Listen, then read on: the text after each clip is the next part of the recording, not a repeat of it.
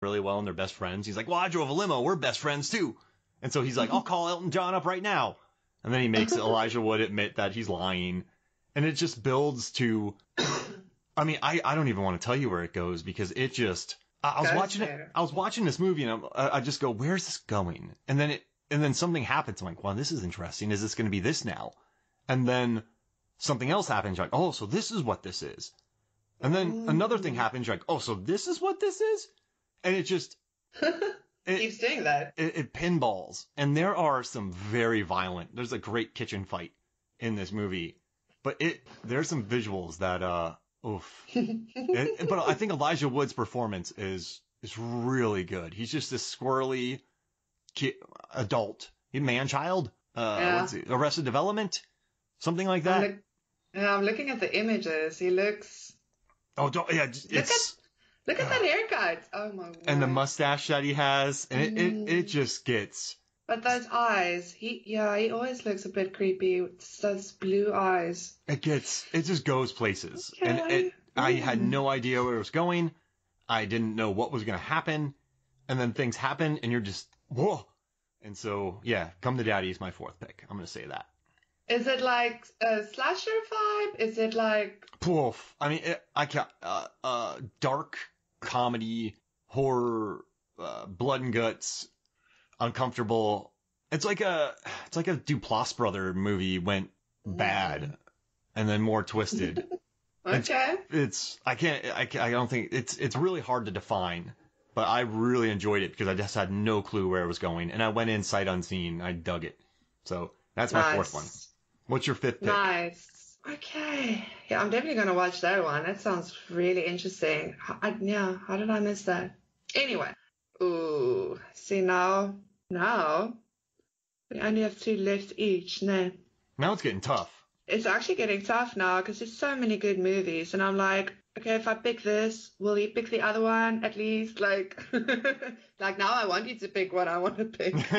Okay, you know what? Let's go with... I think I'll leave my favorite for last. Ooh. Unless you pick it next. Wait, but what if I don't pick it? Or wait, you'll definitely... Then I'll leave it for last. Okay. We're doing 6, right? Yeah. Yeah. Okay. So my fifth one, I'm gonna pick The Dark and the Wicked. Yeah. It was so good, man. This movie, this is really...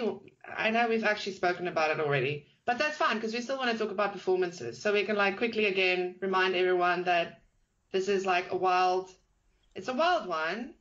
It's not for the faint of heart, for sure. Mm-mm. The Dark and the Wicked goes there, but it's also very good. And I also when I watched it with Corey, because he was like, I wonder if all the things work and stuff. But then I was like, listen, this is not a movie that you should take literally.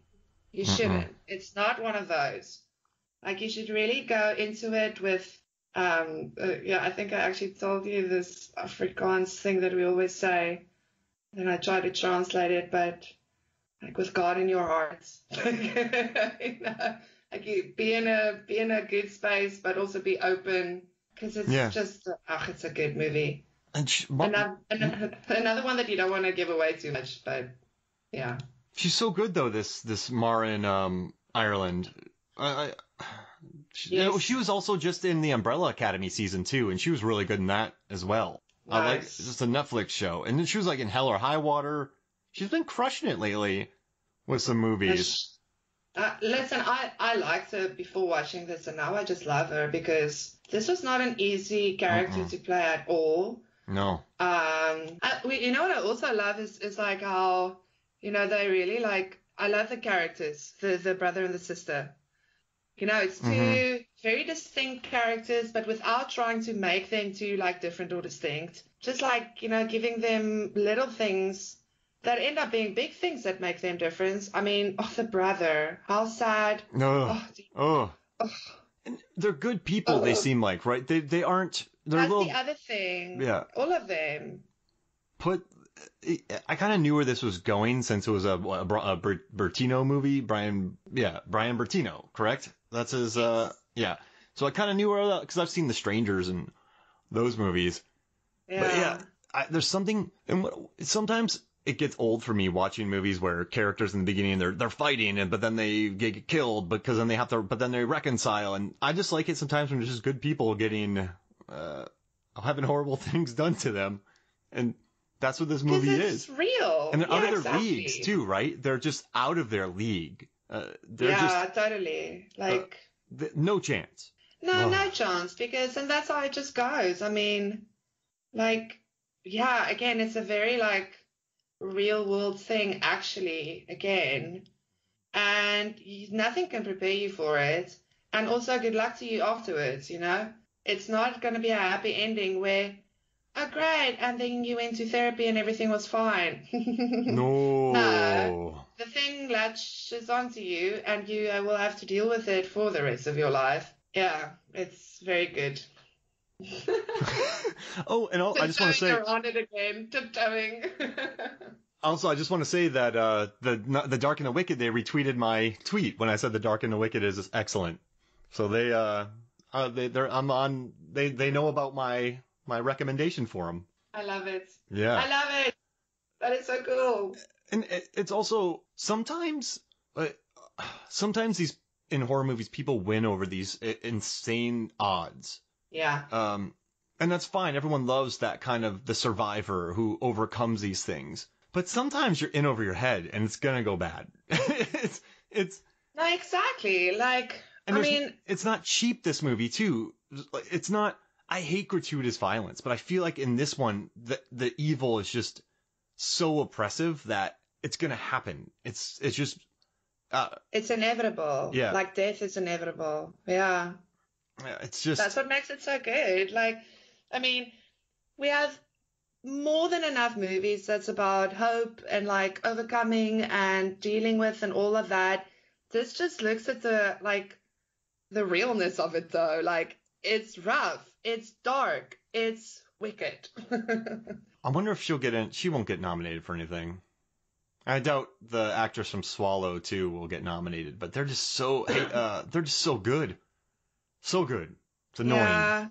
I mean, yeah, we've got so many like great horror actors that really, yeah. Well, we give them recognition at least. That's and right. We all watch their movies and we all say they're great, so that's something. But I agree. It's like quite a few people that I'll put on the list for at least nominations. Not that I really care about awards, but yeah, also like you just want, if there's going to be recognition, then recognize the right people. That's right. Because they should be, and the movie's not getting out to that many people. And I don't know. I have a pretty good idea. All right, never mind. My fifth one, you ready for my fifth pick? Which is going to be very, very, very random. Go for it. All right, so this movie hasn't been on any lists. I don't think anybody's talking about it, and it's kind of annoying because I really, really, really enjoyed it. And so I'm going to say for my fifth pick, it's Vampires vs. the Bronx.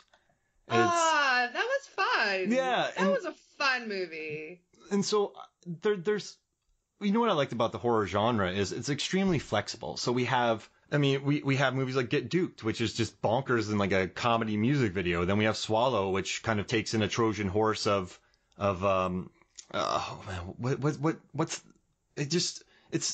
trying to think of the message of Swallow. I had it, but I lost it. Just loneliness and no one listens to you and being being kind of, no one listens. Under other people's control. Yeah. Because like keeping them happy but not living your life and having any control over yourself and your body.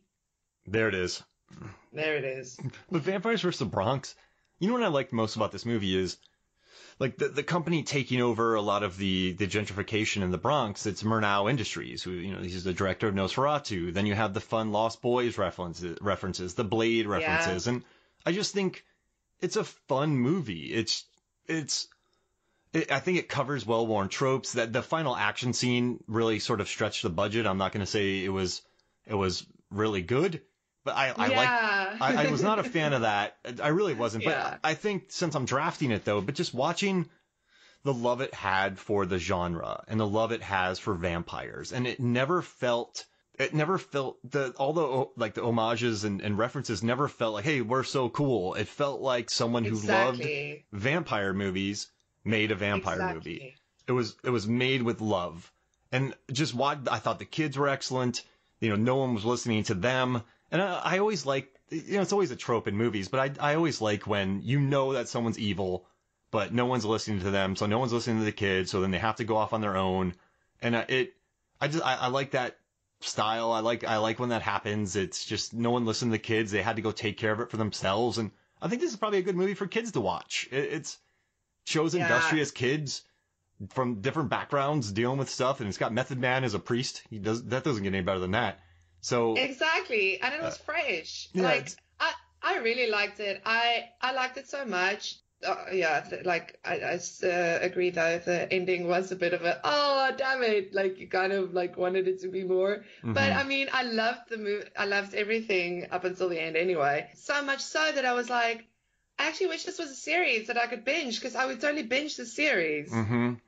I wanted more, and I like the kids. I like the world. So I had to include it. And because, people listen to this, so if you're listening, just give it a shot. Some people are like, I don't want to watch it. It's like teenager.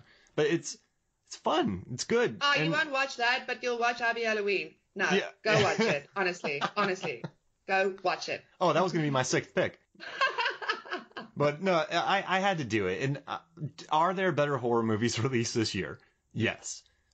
Am I leaving out some that you might love? This isn't the best of list. This is just our favorites that we're picking for a draft. So, and also, I think it's boring just to, I don't know. These are my favorites of the year. I don't know. I just don't want to be like, this is the best. It's so subjective anyway. Any list that we put out right now is going to be wrong. Actually, it'd be statistically almost impossible for everyone to agree with our order and ranking. So who cares what you pick? I don't want your list. There we go. I mean, like when we do these things, we either pick movies that was like underwatched or underrated, and we want to get more people to watch it, or we pick movies because we have some interesting takes on it and we want to talk about it. That's what we do on this pod. So yeah, like deal with it, people. But also tell us your favorite movies. We would love to hear it. Yeah, please do. And hey, so before we pick our final picks, do you want to talk about our favorite performances of the year? Yeah, let's do it. All right. So, do you want to drop your favorites? Okay, yeah. So I've got. Okay. I am not going to attempt to say his name because I don't know how to say Russian names that it's spelled like this. But the guy from Sputnik. Oh yeah. If you know how to pronounce his name, he's really got an interesting name. I don't even know what to. What a good movie. His surname I might like Fyodorov, but I don't know what to do with his first name. Pyotr. Piotr? Yeah. Sorry, y'all. I'm so sorry. Yeah, that's the thing. I don't want to because I don't want to sound disrespectful or anything. Exactly. Like, I'm so sorry that I can't pronounce your name. I feel you. I've got a weird name, Sanandi. It's weird. But I thought he was so good in Sputnik. So good. Didn't you enjoy him a lot? Like, at first, you think, oh, it's just like this astronaut guy, and he's like kind of having an ego thing. But as the movie goes on, and like because he was just also like protecting himself, and then he starts opening up to this like woman that wants to actually help him, and he starts opening up and like. Yeah, he became this complex character. I've just thought he did it very, very well. Very understated, but you could also see like his own like fears, but also fascination with the whole situation. So Sputnik, for anyone who doesn't know, it's like astronauts coming back to Earth. Something came with it. Something is attached to this astronaut. One of the coolest aliens I've seen in a long time. I mean, you were rooting for the alien. I want that alien to live in my house. Totally. Like, I'll take care of it. It's fine. I'll totally take care of it. I definitely won't train it, kill a dog or something. It was a great movie. Like, you know, the scenarios that they put the characters in, the whole story was, it was a good one.